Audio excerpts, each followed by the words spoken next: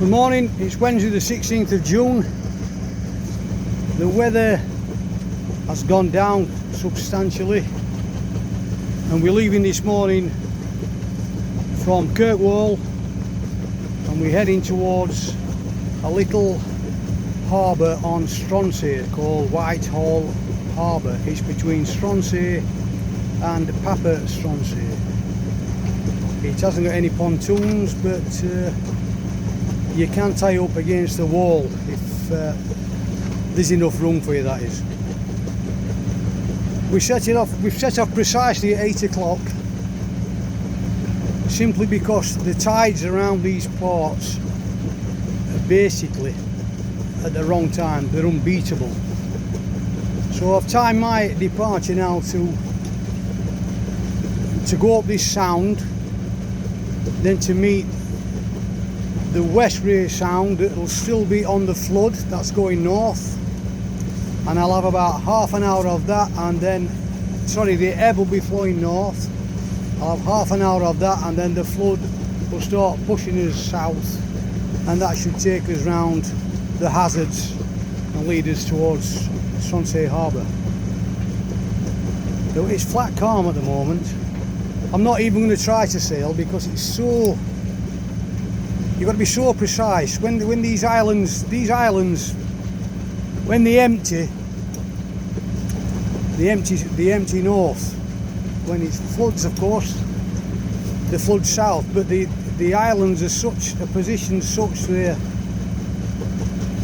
everything, the flood and the ebb, is flowing north, east, south and west at the same time as it swirls around different parts and exits and entrances to the harbour complex. So sometimes these tides, if you get everything wrong, for instance the West Ray Firth and the Stronsay Firth, if you get them wrong there, you can be fighting a current 7.2, 7.4 knots, and if your engine runs smoothly at 6 knots, then obviously you're going 2 knots in the wrong direction if you catch it all wrong.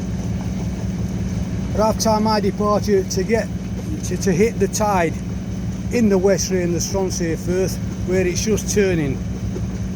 We call it going slack. It's going one way nor the other. It stops, but it only stops for a short period of time in the Orkneys, and then it's off again in the opposite direction.